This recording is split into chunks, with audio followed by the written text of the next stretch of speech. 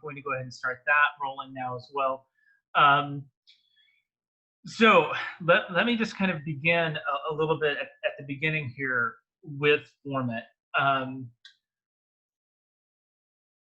The comparisons to SketchUp are going to be really obvious. And if you're not familiar with FormIt, it's definitely not doing the same thing as SketchUp. So I want to be really clear on that, but I can't help talk about what FormIt is and not also talk quite a bit about how it might relate to SketchUp, since I know that most of you are probably familiar with that as software.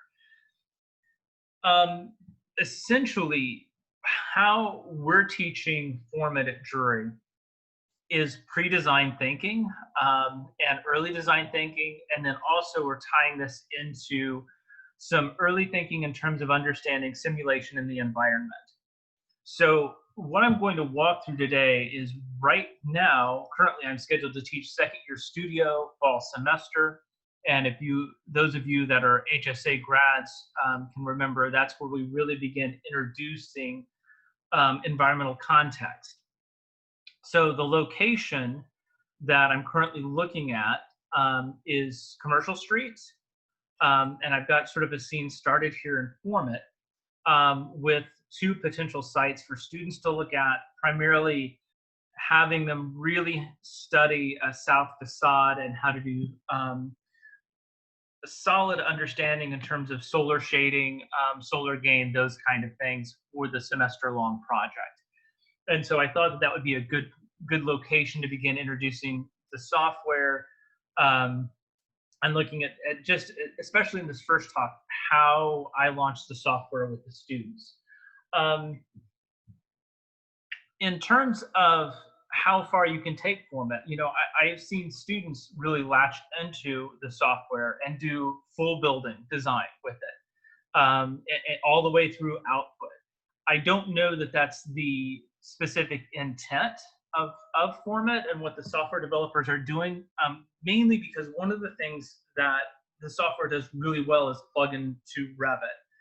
So the core of how we're teaching this is early on in the design thinking, as you're gathering data, as you're learning about the site, we dive into FormIt and start conceptualizing ideas and gathering information to inform the design. Some students then take it pretty far along with the design. Other students start pushing that information directly into Revit or reimagining that design in Revit. What we're finding, though, are there are certain things that the FormIt modeler does exceptionally well that students will gravitate back to FormIt for specific tasks in modeling, finish certain parts of the model in FormIt, and then push that into Revit as well, because it is a much more fluid modeler than something like Revit is. It's definitely more modeling within the interface, whereas Revit, you're often in panels and different windows to execute tasks, even doing something like a generic model, whereas FormIt has a tendency to do push and pull, and it's a more fluid, adaptable model. So you can be a little bit more creative, a little bit more right-brained as you're working. And so obviously my design kids, they gravitate towards that. So in terms of the interface, well, one of the first things I should mention about FormIt too, before I get too far along, let me just drag over my window from Chrome really quick, because this is really relevant also. The first time I used FormIt was actually on an iPad, and I don't have that connected right now, but there are a couple of flavors of FormIt, which is also really nice, and this in particular for our students. So this is operating FormIt directly out of the web browser. So this is just one of my tabs in Chrome. And the FormIt modeler is right here. And so for our students, especially our first year and second year students that might not have a powerful computer yet, or even a computer with a lot of hard drive space or hardly any hard drive space at all, they gravitate towards using this online. And that's not only what it's designed for, but it's really nice to have this as an option. To be able to work on just about any computer, to not have to install any software directly onto your hard drive. This works directly out of the web browser. And so it's a pretty remarkable feature. What I'm going to be doing most of the demo out of today is the downloaded version, though. So this is running as an app on my computer. Um, but then also there's, like I said, there's an iOS version as well.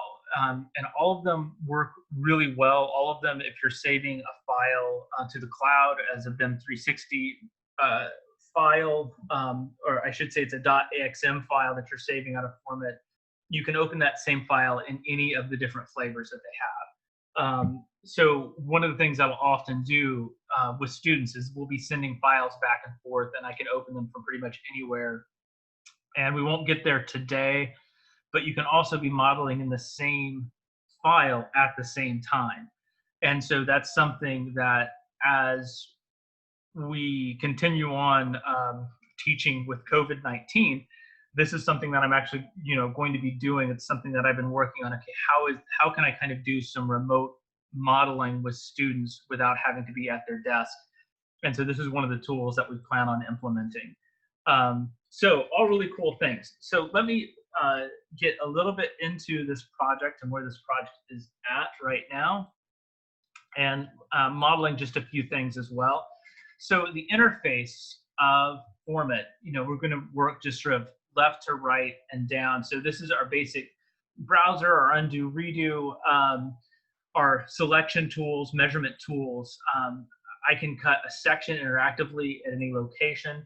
This is the panel that I find I'm using the most. So this is the drawing panel. Typically, the modeler, in terms of how it works best for students and for teaching, is really starting here with lines and arcs and splines. Right next to that is working with solids. But most of our students tend to gravitate towards this idea of drafting a shape first and then creating a volume. This next series of tools right here are the more advanced modeling tools, including Lofting, which is a really nice feature that allows you to make a series of profiles, and then FormIt will skin between those profiles. Boolean functions, things like that. I believe, that's in this.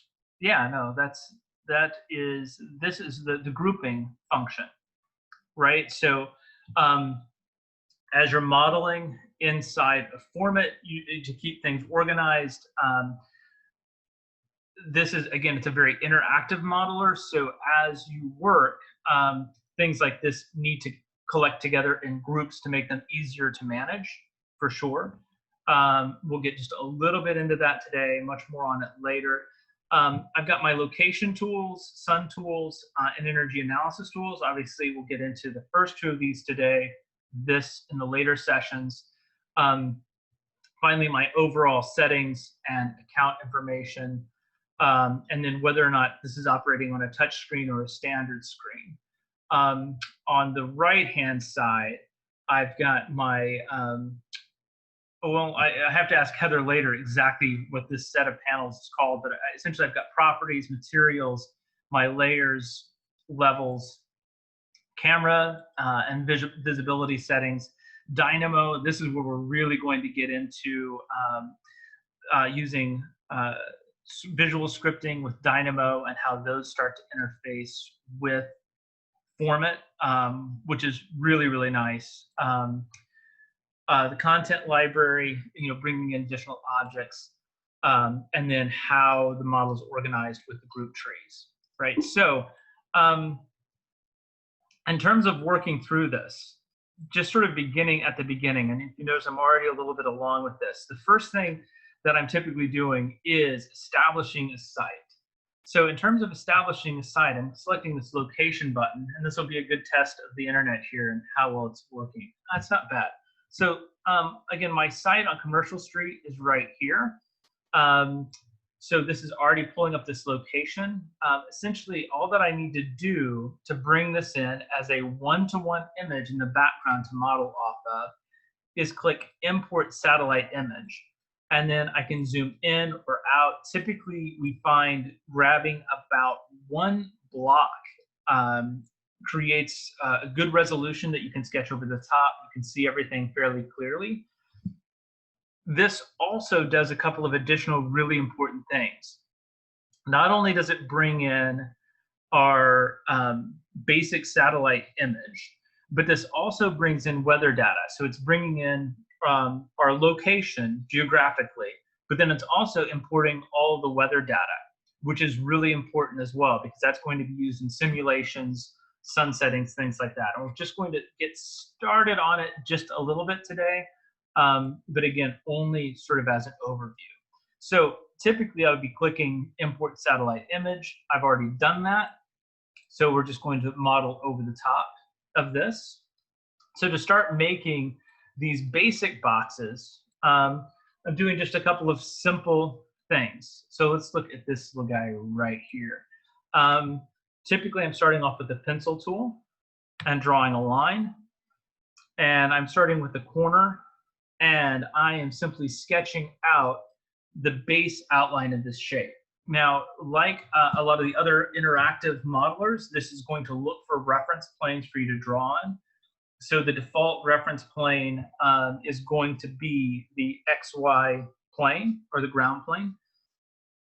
If I am drawing and I'm seeing green, it is going to be drawing on the Y axis.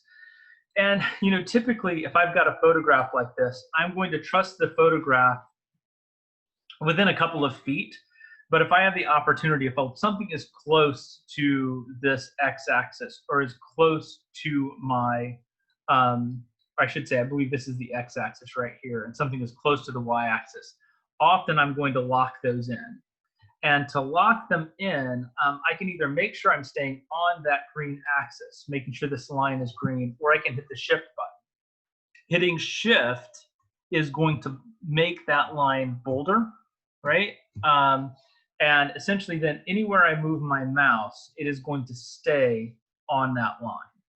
So from here, I can simply select the edges of this. So I'm 54. If you notice, I can follow along and observe what my overall dimensions are.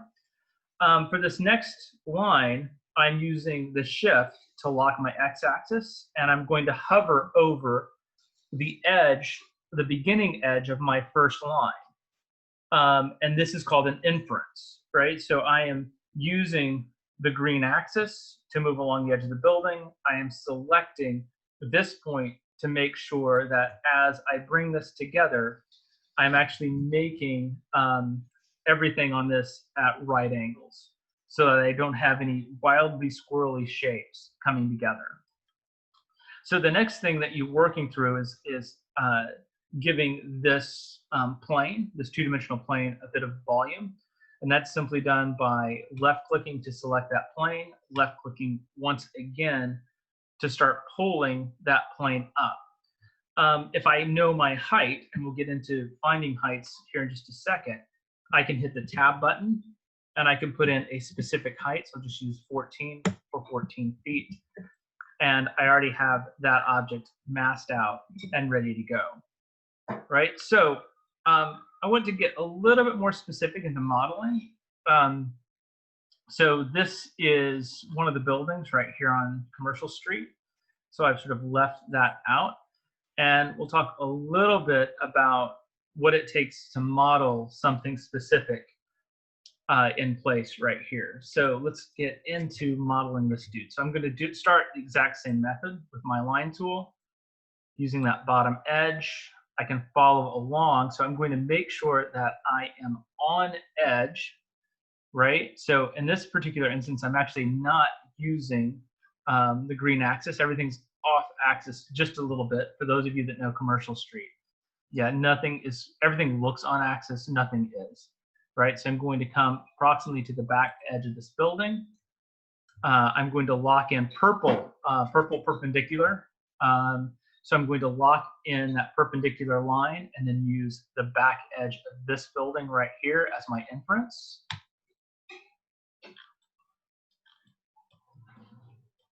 Then I'm going to use the front edge, and then I'm going to close this off to create that base plane. And I did something wrong because that did not make a solid piece of geometry. Let's see here. It looks like I am missing one line. So first line, for some reason or another, I didn't get created. There we go. So I now have this as my base for that portion of the building. And what I need to do next is I'm going to use Google Earth to grab the height. So this is my building right here that I'm working on. And if you notice, right down here in the bottom right, I have this little number right here that's sort of constantly changing. This is my elevation. So if I look at the street elevation of 1335, and then I can look at the top of the building, which is 1361. So I can do quick math on that. So let's just do the 61 minus 35. That wasn't right. 61 minus 35. So that's approximately a 26-foot tall building, right? So again, we're definitely not working in absolutes. That's definitely just a ballpark, but it will definitely get me close. And again, this is not Google Maps. No, this is Google Earth. This information won't show up in maps, but on Earth you will have that number right here, and it's going to represent whatever you're hovering over, right? So back into FormIt, I'm going to select that plane, and then we're going to start pulling that up, and I'm going to hit the tab, type in 26 feet to get that height. The next thing that I do quite a bit of is photo modeling. So I want to grab the front elevation of this building. And again, I'm going to see if the internet has picked this up for me. We'll see if this is going to work.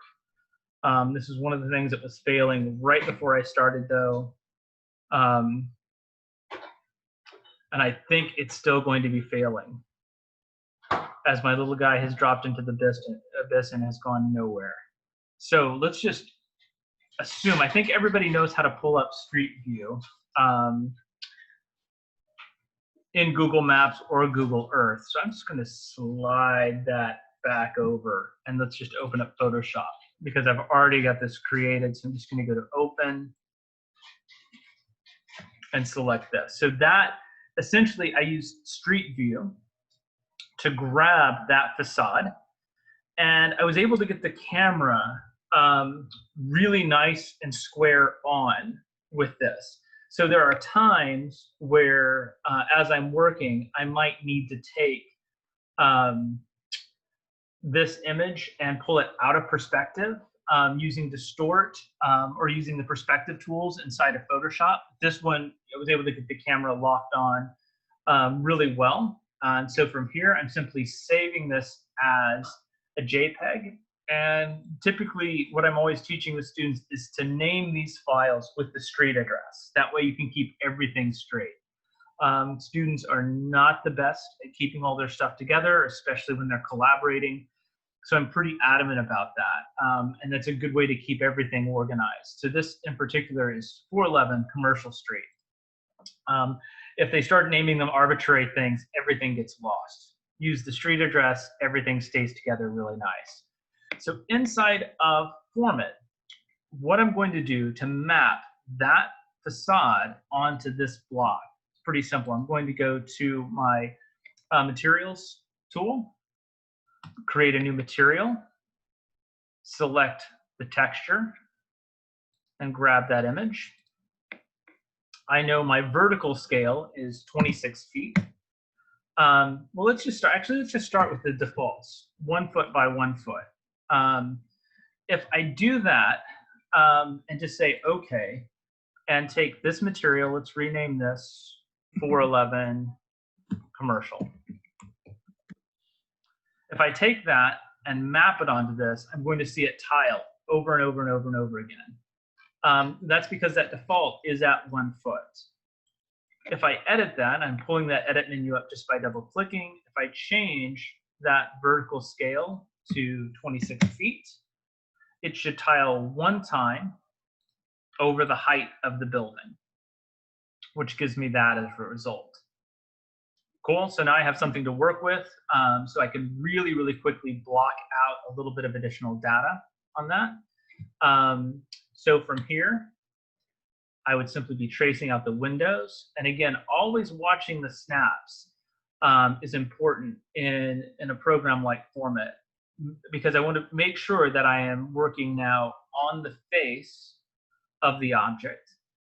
And I've got the rectangle tool selected, so I'm just going to start top left of the window, coming down. And now this is an instance where, if you notice, I might be on that red axis or the x-axis, or I could be on the face.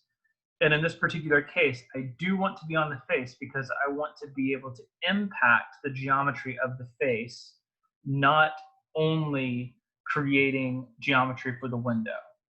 Okay, so I'm going to hit the tab button again, and let's just make that a 3'8" window. And then I'm going to right click. So inside of FormIt, this is a feature that I would really like to see in a lot of additional programs. It reminds me back to the days, so this is going to date me really well here. Maya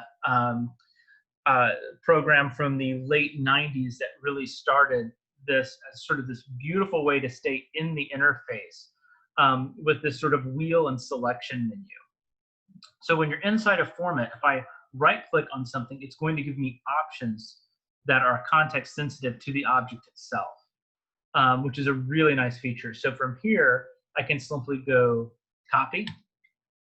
I can come over one step, paste, and drop that corner again on the face at the similar location. Now, truth, those might not be exactly aligned in terms of their elevation, things like that.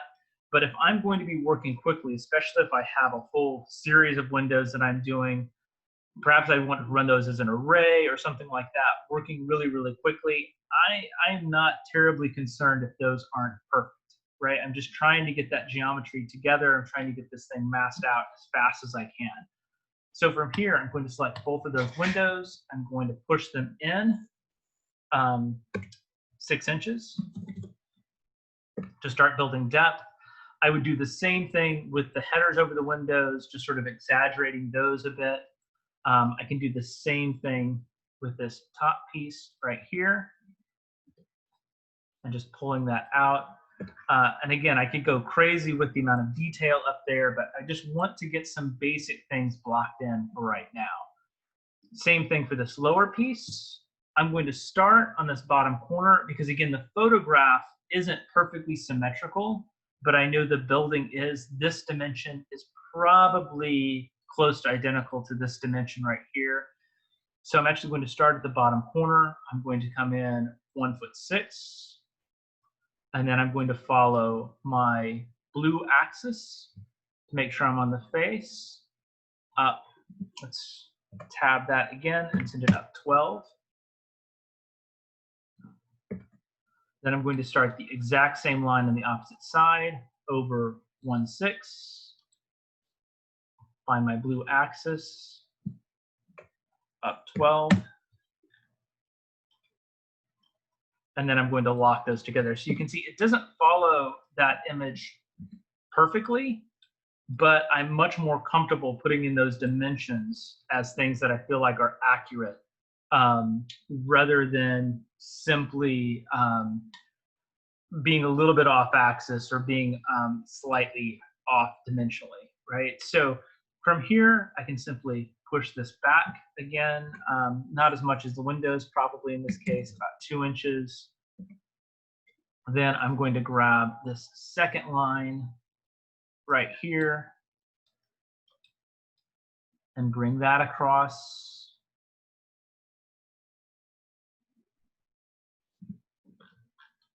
So that I can push this lower section back even further.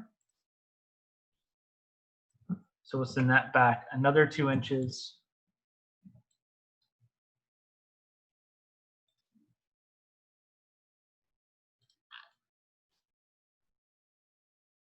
So for the window that angles back, I'm coming back 5'2" from the first corner. Uh-oh, wrong click there. There we go. And up to that.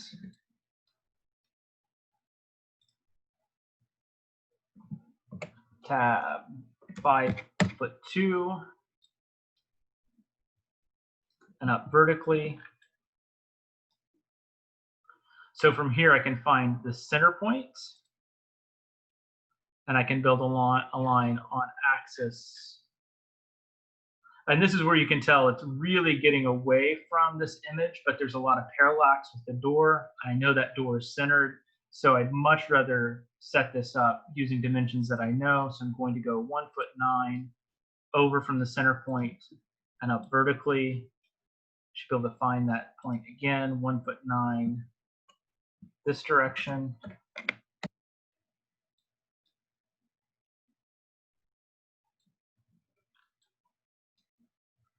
And now I can take that piece and push it back. And then I can take each corner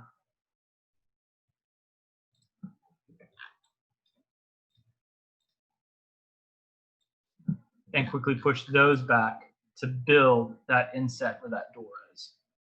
So last thing that I typically like to do, especially with these urban buildings, again, is I use that wheel menu. So I'm going to left click this top face.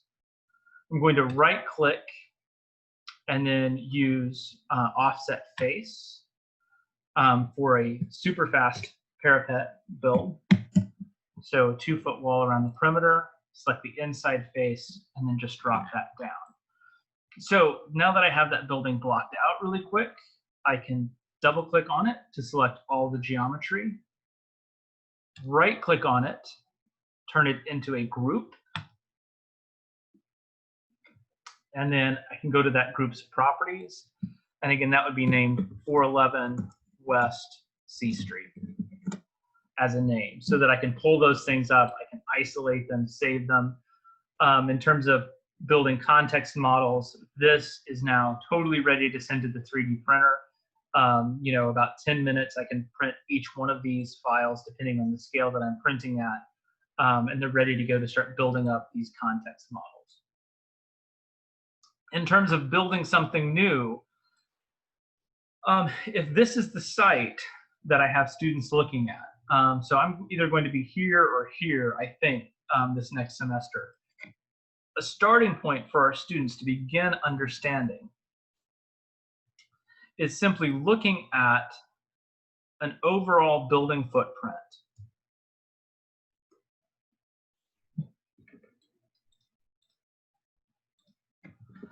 And the differences then between FormIt and SketchUp, like in just what the steps that I'm going to do next, start to become really obvious. And this isn't, I'm not going to hate on SketchUp. I love SketchUp. I've been teaching it for 14 years. But I have almost completely dropped teaching it at the university because of the next couple of steps that I'm going to show you.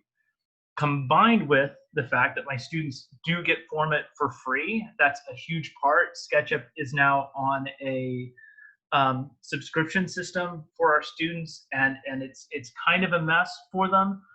But all of that said, where SketchUp is primarily about modeling, FormIt, to me, is my opinion, sort of gracefully walks this line between that sort of fluid modeling and building information modeling. Because what you can start to do as you start looking at your own design is you can start building and pooling data. So just with this massing, I can double click on it and I can turn on levels. So right away, I can go to my levels tab that I believe I was about 25 feet tall. So let's set level 2 at like 14 feet. In terms of looking at levels, I'm going to move that one above so it's no longer counted. So now I have 2 levels at 7,000 square feet just based off of that massing. If I go back to my properties, I've got my total square footage and my total building volume. So let's just uncheck level 3 so it's not even thinking about that anymore. So just with a box, I'm already starting to generate data. And if you think about students, if you can go back there, that's already really important, right? That's updating as I'm making changes. Also really, really nice. And I know that that is simple information right now, but it's information that you can have constantly in front of you, sort of knowing where you're at with the project. And for me to teach this, that kind of keeps things from getting out of control right away, where, a student might be easily 4 or 5 times the prescribed square footage that we want in their building program. This keeps them on track, and saves us a week of time 2 weeks into a project. So the next thing that I can do, again, within this sort of locational context panel, so we've already used location, is sun. So I already have shadows on. And let me do this really quick. I'm going to double click on this background image and make it quite a bit transparent here so that you can see the impact of the sun and shadows. So I've set my location, which is also set my latitude, longitude, which is giving me an accurate understanding of shadow, which is nothing wildly new for any of us, right? I mean, we're all pretty used to seeing this in the last couple of decades in terms of software. But the thing that is new, now if you've had me for one of the rep classes, one of the computer rep classes, you might have already seen this, but if you haven't, this next little bit of actually seeing what these shadows mean based on the location is really tremendous to me, and that is this solar analysis tool. So if I activate the solar analysis tool, it's going to pull up a new menu for me, and I can select any surface. So I might take, in this case, I might take my south elevation and the roof. And I have a range of different things that I can do. So first of all, I'm just going to take my slider to July. I'm going to go ahead and set this not to month peak, but to year cumulative, and then run analyze. And this will give me a readout that I can hover over and see, in this particular case, the kilowatt hours per square foot, which is, or excuse me, not per square foot, per square meter, which is a direct one-off from not only how much solar radiation I have, but also my potential for photovoltaic. So to be able to visualize this with a client really quickly and provide solid data at an early phase, to me, is incredibly important. I can also, let me just checkbox this out, as I start to manipulate the roof. So I'm just going to bring this up on the x-axis. Again, us in the design field, we all should know anyway. Second year students don't, but they should know, like, once I change the angle of that, let's activate that tool again and look at year cumulative on that surface and the south facade, I'm going to see a higher number as that angle goes up, or as that angle changes, including for this particular location, the overall angle of the building, beginning to find optimal angles if I'm trying to work with PV as one of my design tools. Or often in the case of school, like, I need to begin to eliminate that solar gain via shading structures, things like that. Because as I'm working with this, I can double click, select all of my facades, and begin looking at that for the entire geometry of a project, including how the west elevation is going to differ from the south, what strategies are going to work in terms of building overhangs or building shading devices or externals, right? So the other option that I have is to look at monthly peak. So same kind of thing, I can select any surface or a single surface. Let's just checkbox out of that to reset it. Solar analysis, that surface, month peak, and analyze for July, and that gets me slightly different number, but BTUs per square foot in this case. So I have those values that I can really start to work with based on what the design is doing. And again, all of that in really early, really sort of schematic level thinking. well before I really even know exactly what the building or the overall form is doing. And to me, that's incredibly valuable. I like having data. When I'm teaching, I like teaching, thinking about the data and understanding the data before you start thinking about form. That way, as you're working, you're making informed decisions about what you're doing. In terms of working with clients, when I've presented these kind of things, it might be things that I can intuit and that I can know, and that I can describe. But when I can share that specific data, this is what the numbers are. This is what some of the early science that's going to inform us on our buildings. That raises my level of expertise, um, at least the perceived expertise, which is incredibly relevant to me.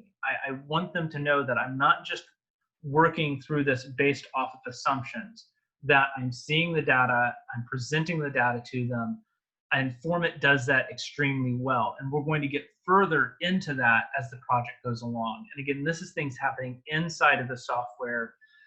We'll show some things that are cloud-based. This isn't with plugins. This isn't with something that I have to do something tricksy to make happen. This is designed to be right there on top of your workflow as you're moving forward. So that's some of the key reasons why I teach it. That's some of the key reasons why this is really starting to work well for our students, especially in these early design studios, first year, second year. And then we're seeing the students in third, fourth, and fifth year carry on with some of their base understandings, some of their early design studies. And then as mentioned, oftentimes I find them coming back and modeling some things rather than using the generic modeling for components in Revit, coming into FormIt and building a family in FormIt because it is just a little bit more fluid. It's a little less rigorous in terms of navigating your way through panels. Things are in front of you all the time, and it's working really well. And that's why I'm excited to start teaching this in this next series of Tech Talks, because it is really evolved over the last decade in terms of what it's capable of and what it's doing and how fluid it is. All of that said, I'm going to stop the screen share. I'm going to unmute everybody.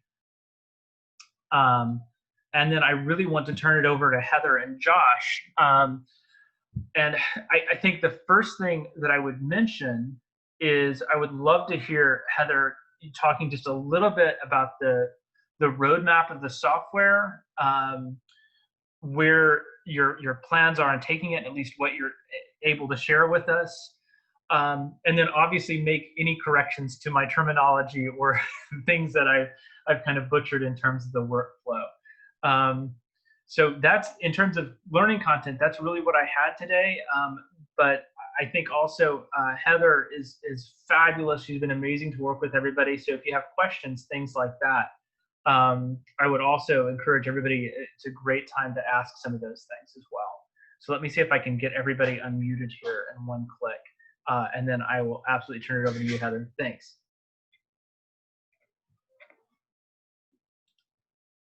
Yeah, thanks, David. I can talk, I think, while you're unmuting everyone. But yeah, thanks for inviting us. Yeah, so I think Josh and I are excited just to see, you know, how people are using FormIt out there in the real world, you know, and how it's being taught, which I think it's great. It was really great to see you teach it. I've never taught FormIt myself. I used to teach Revit a lot at a couple schools in the Boston area. And I'm actually going to be doing a webinar next month on FormIt, and I'll send you the information, David, and you can distribute it to people that you think would be interested, and including this group here.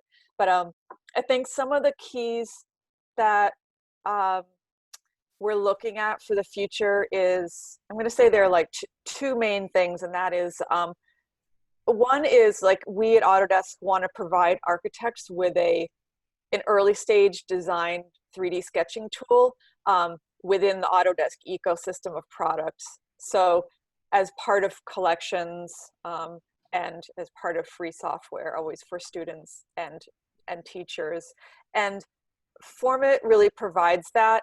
it's not known well in the industry, and we're very aware of that. We're trying to kind of like get it more known. And also what we mean by being part of the Autodesk ecosystem is that we want FormIt to really work well with the other products that you're already working with. So like FormIt to Revit's really important to us. So that's a key piece of the next several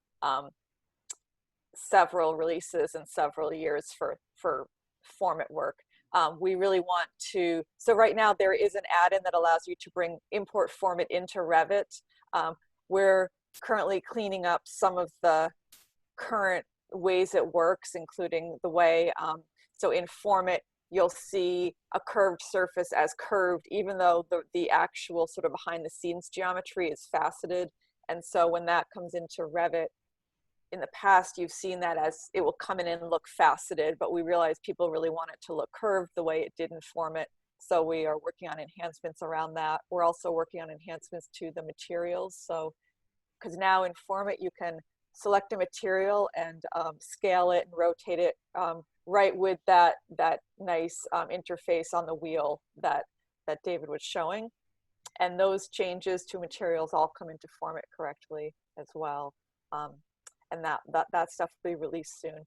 And then the real piece we're working on in terms of workflow is around a better linking workflow between FormIt and Revit, so you can bring your FormIt model into Revit, have it be continuing to work in FormIt, update it, bring it back into Revit, continue building your model in Revit from there on for more detailed design.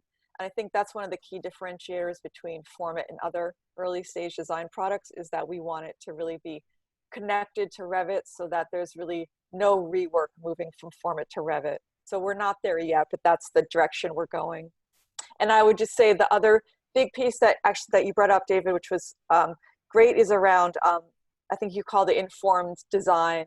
So we also use that term, sort of informed design exploration, and looking to do that through outcome-driven design. So what FormIt really does, which David highlighted nicely, is that, you know, right from the start when you're setting up your project, there's a ton of information that the architect already knows coming into this design. They know the location, they know which gives them all kinds of weather information, sun and shadow information. Moving forward, you know, there's also information you might know already about the code, about the building code in that area, about the usage of your building. Of course, there's also square footage and programming that you already know. So we want to have FormIt be the tool that allows you to input all of that information up front, and then can help you understand how your building is going to meet those goals, and give you sort of visualization in real time as you move and edit your building and redesign it. We want to be able to sort of inform you about how you are getting closer or further away from your goals during that modeling. So those are kind of the two high-level sort of directions we're taking FormIt, and you can see some of it happening now with the FormIt to Revit converter add-in through Revit, and then also again through some of the stuff that David was just showing around solar analysis, the square footage data, volumetric data, and such. Yeah, and then I guess I would just say, Josh, is there anything that you wanted to add? So I will say, I'm more coming from the Revit background, and Josh has a lot of experience with other programs, non-Autodesk programs like SketchUp and Rhino, Grasshopper, and that kind of thing. Josh, do you want to add anything? Well, I think David did a really good job showing off. And David, I don't think you made any like major mistakes or anything like that. Nice work. Thanks. Yeah, so I came from SketchUp land mostly, and a lot of Rhino, and I can say that it took me a little while to understand really the benefits, but this FormIt being a solid modeler, super helpful for things like 3D printing and making sure that your data is going to go into the software that's coming up next, be that Revit or 3ds Max or a slicing program for 3D printers. So and I'm sure David will get into this, we have some really great tools for solid diagnostics, making sure that your model is manifold, things like that, stuff I've never seen in our competitors. So it's pretty exciting. And yeah, no, I don't have a whole lot to add. Just there's a lot of really good stuff coming up. There are obviously, like as David said, there are a lot of similarities to SketchUp, but I hope that we'll sort of demonstrate where we're different and where some of those powerful workflows can be I don't know, really harnessed Informant to save a lot of time. There's a lot of stuff that we do that kind of happens 1,000 times a day that'll start saving time and it'll add up. I hope that everybody sees that and gets excited about that. Thanks, Josh. Yeah, and I think, you know, one of the next things that is planned, I think the next series is diving a little bit deeper into the simulation tools and looking at those early on. And then we'll also be looking at translating or transferring what I was showing there virtually to a physical model as well with 3D printing in the next series. Because yeah, it is one of the other big differences in terms of working with FormIt, and we've had students doing this for quite a while. And I'm kind of looking at some of the names on the list. I know some of you have probably worked through this process with me before, you know, grabbing a site location, blocking out the buildings as a group project, and then sending those off to the 3D printer. It's one of those things that we've been doing that with FormIt now for about 5 years and have a really successful workflow with it. And as a launching point to getting into 3D printing, it works really, really well. You can check it in software and make sure things are working well. And you really can't do that in other softwares, including Revit. Really, there's a lot that you have to do in Revit to sort of start getting those files out. And that's one of my goals for those of you that have been around me for a while is to get 3D modeling, physical modeling back into practice. And using FormIt as a means to learn how to and to start leveraging 3D printing is a pretty serious opportunity that the software presents itself and does an exceptionally good job of. Questions that you all might have for Heather or for Josh or for myself about this. And I would also add, if there are directions in particular that you would like to see the next 3 series go, please let me know. Let us know those now, or you can certainly drop a note to either myself or Kate later and talk about some of the things that you'd like to see me cover. Today was just designed to be an overview and a preview of where the software is headed. But again, something we're using extensively and with a pretty tremendous amount of success with at HSA. And so I think it's one of those items that those pieces of software that's going to translate to the profession really well.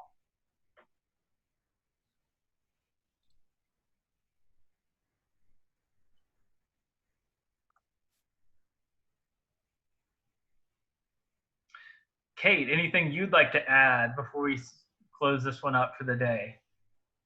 I'm just excited to see what's next. Thank you to Heather and Josh for jumping on the call. This is exciting to have you guys as a part of this. I've been in the practice for long enough to appreciate the evolution. Yeah, this form has come a long way in the last few years, so we are excited to kind of bring it back out to customers and show it to them again, and see the great work that David's been doing with students, showing it to them and using it for downstream workflows. It's great. Thanks for having us. Thanks for inviting us too. Yep, I second that. And also the future is very bright. We have some really, really cool stuff, really impressive stuff coming down the pipeline. So it's an exciting time to get invested in FormIt. Cool. Everybody, thanks. As always, I'll get the recording posted to YouTube here within the next 24 hours or so. So you can go back and watch and see some of the steps. I didn't do a lot of sort of step-by-step explaining in terms of what I was clicking, but I do have another series of videos that will take you through that more extensively. And as always, I'm here to help if you have specific questions about it. Don't hesitate to drop me a note. If it's something that I don't know, Heather and Josh have both been amazing.